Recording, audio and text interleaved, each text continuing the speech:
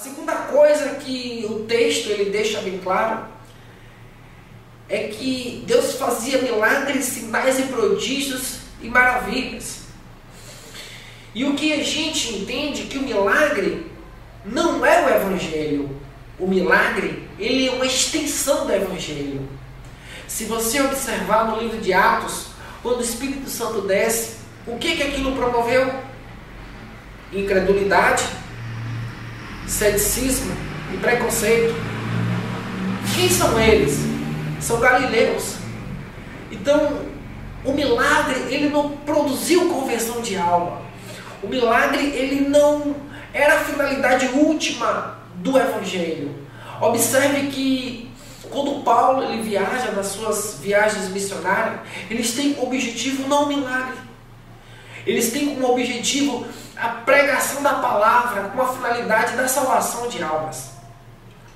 E com isso Deus ele fazia milagres para confirmar de que a palavra que estava sendo pregada era do Senhor e não era do homem. E os sinais eram de forma extraordinária, para que não deixasse sombra de dúvida de que Deus ele é único sobre todos os seres humanos. E todos pecaram e destituídos estão da glória de Deus, e que carecemos da sua graça salvadora mediante a redenção que foi realizada por Jesus Cristo, nosso Senhor e Salvador. Então observe que o milagre não era o foco. Não devemos, a igreja do século XXI não pode colocar no altar do Senhor coisas que Deus não prediz na sua palavra.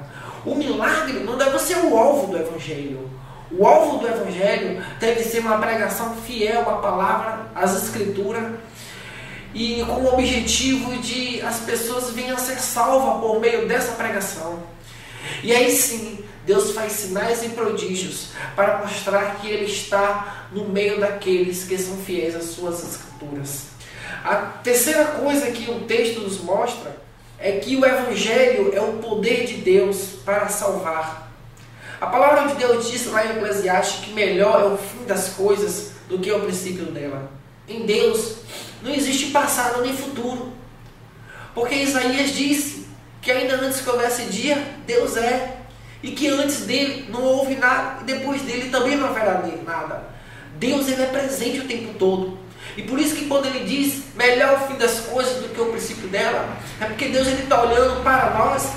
Estamos num tempo que pode ser medido, no tempo cronológico, no tempo que é terminal, no tempo que é temporário. Que melhor o fim do que o princípio, porque Deus ele não olhou, onde olhou para Jesus, ele não olhou a cruz, ele olhou a ressurreição. Então o objetivo último da igreja é o que Deus escreveu. Deus estava olhando salvação de almas. A Bíblia diz que o Evangelho é o poder de Deus para a salvação de todo aquele que crê. Essa palavra poder significa dínamos, ou a dinamite de Deus. Ou seja, a finalidade última da palavra, do Evangelho, não é massagear o ego das pessoas, não é promover pragmatismo, oba-oba ou festividade, não é essas coisas. O Evangelho é o poder de Deus para a salvação de todo aquele que crê. E essa palavra poder significa dínamos ou dinamite de Deus. O Evangelho é a dinamite de Deus que é lançada no arraial do inimigo e vai quebrando a gente das correntes do inferno, das correntes da potestade, das correntes de Satanás, das trevas, e faz Deus nos pegar, como ele diz lá em Colossenses, e transportar para o reino do Filho do seu amor. Se nós pautarmos uma igreja, se nós pautarmos as nossas vidas baseada fora da perspectiva de Deus, a gente vai estar pecando, porque a gente vai estar adulterando aquilo que a palavra já estabeleceu. A palavra de Deus é perfeita para instruir o homem a se relacionar com Deus. Salvação significa libertação. Em outras palavras, o objetivo do Evangelho é libertar o ser humano do pecado. Não pode haver crescimento da igreja se não tem vida transformada. Deus, ele não está preocupado com a quantidade. O padrão de Deus é a santidade.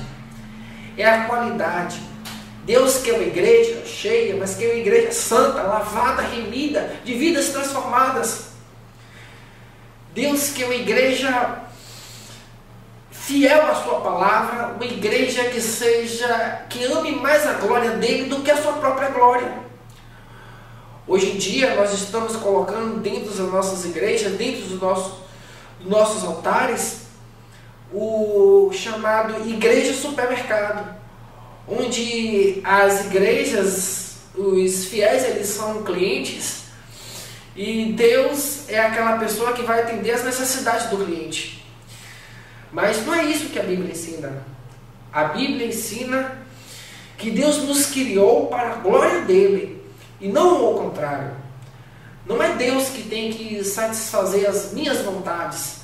Não podemos estabelecer um princípio personalista, onde a igreja se baseia no culto à personalidade humana, onde não a glória de Deus, mas a pessoa humana é o objeto principal do culto. Devemos entender que a gente só vai experimentar o verdadeiro avivamento do Senhor, verdadeiras transformações de vida, quando a gente se voltar, quando a gente ser perseverante, quando a gente não abrir mão e ser fiel às Escrituras Sagradas. Deus, o que Ele mais deseja é salvar vidas. Haja vista que a doutrina principal da Bíblia é a doutrina da salvação. O objetivo de Deus com o homem é um objetivo de salvar. A palavra do Senhor diz lá em Timóteo que é a vontade de Deus que todos venham conhecimento da salvação. E essa salvação hoje não é mais pregada nas nossas igrejas. Não se fala mais sobre pecado. Não se fala mais sobre arrependimento. Não cantamos mais músicas como Porque Ele Vive ou Rude Cruz. Músicas que voltam à igreja, à centralidade do evangelho cristocêntrico, assim como Deus exigiu.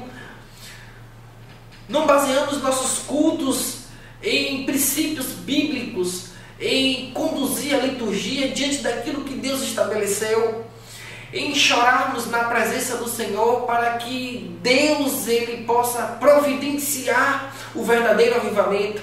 E por que será que isso está acontecendo? Porque estamos se esquecendo.